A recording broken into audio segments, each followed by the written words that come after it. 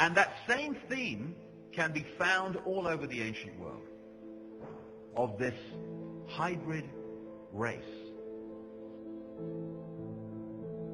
In 1850, an English guy called Layard found tens of thousands of clay tablets in what we now call Iraq, which were buried, it is estimated, around 2000 BC.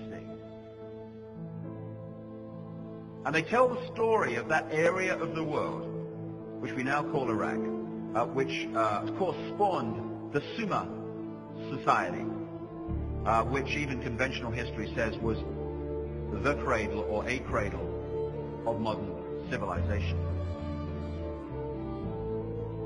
And these Sumerian tablets that increasingly have been translated and books written about the translations talk about how this race of gods, which the tablets call the Anunnaki, which apparently in Sumerian translates as those who from heaven to earth came, not only brought great knowledge to that area of the world, but interbred with humans, creating crossbreed hybrid race, the Nephilim, who caused mayhem.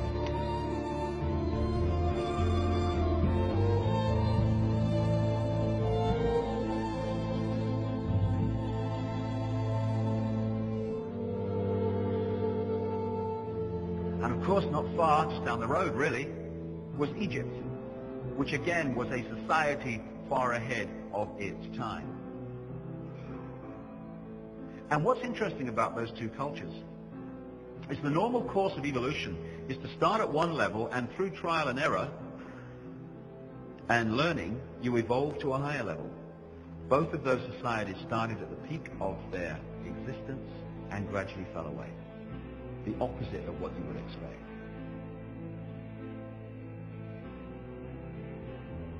This is the true origin to the idea of the divine right of kings, the divine right to rule by your bloodline.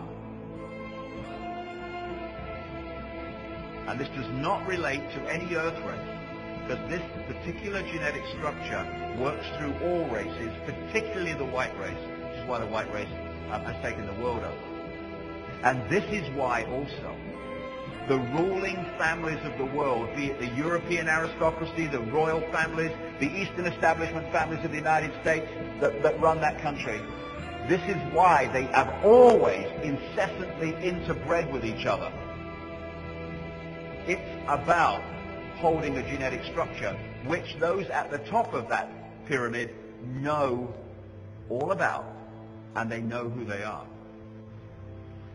And in the Sumerian tablets, they actually taught, remember, 1850 they were found, 2000 BC apparently they were buried, but they tell the story going back way before 2000 BC.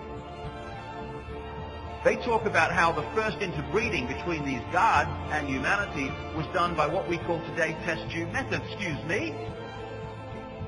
We would think that was ludicrous according to official history, and in 1850 it would have sounded completely lunatic, except we're doing it. And all around the world, like I say, you find this same recurring theme of gods interbreeding with humanity.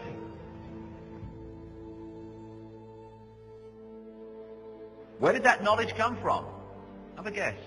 So around the ancient world, again, this is the Hindu culture. You find in the Vedas and these other texts and legends stories of these high-tech gods warring in the sky and bringing knowledge to humanity of various kinds.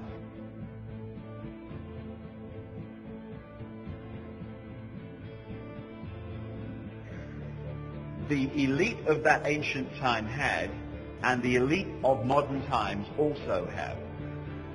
One key area of knowledge that this elite have held all this time is the true nature of the sun. All through this period we're talking about, there have been two levels of knowledge in everything. If you read the religious texts, like the Bible and other religious texts, as an initiate of numerology, of the Illuminati codes, etc., you read the text in a certain way and you see what it's really symbolically saying.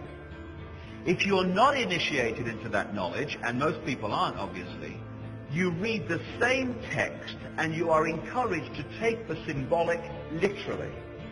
So, the same piece of text can be a means of passing on knowledge through initiates and creating prison religions and prison histories for the masses. And in the ancient world, the sun was the same, so is today.